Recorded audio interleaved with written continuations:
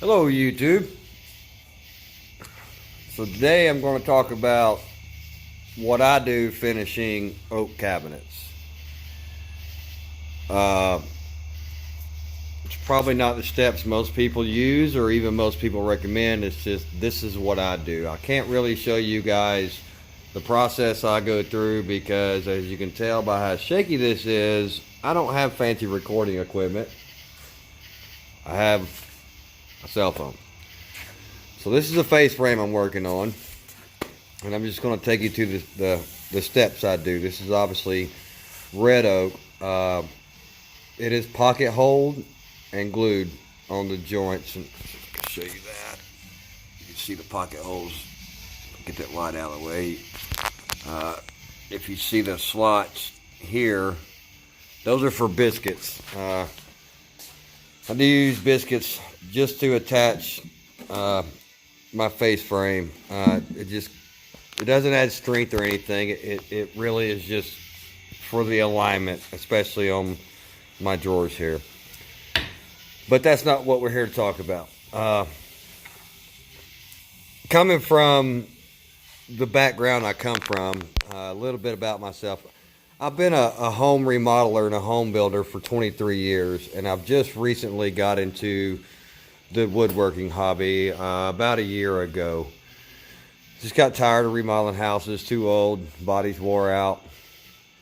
But my background as far as growing up, on the weekends in the summer, I would go work with somebody I considered a family member. I call him my uncle. He's no longer with us, but he was a mechanic and an auto body guy.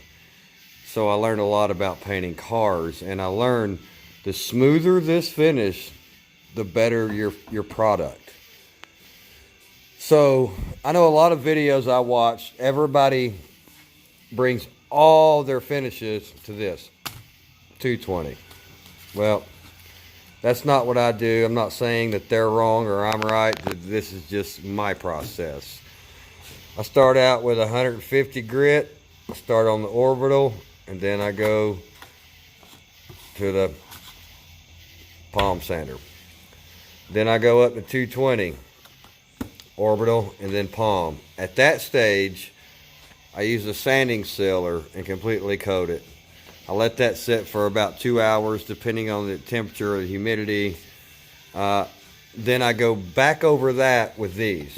I do not use those again because it will completely pull out that in spots. So I start off with a 220 and I sand the entire cabinet. Then I wipe that off and I go over it with a 320 and I sand the whole cabinet. Then I wipe that off and I go over it with a 400 and I sand the whole cabinet. At that point, I put one more coat of sanding sealer on it, and I'm not quite sure. Oh, get my pads over here. Sorry, guys. So let me get my pads here.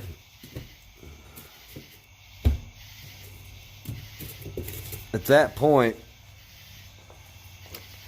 after that second coat of sanding sealer, I go back over it with the 400 one time. Not real abrasive.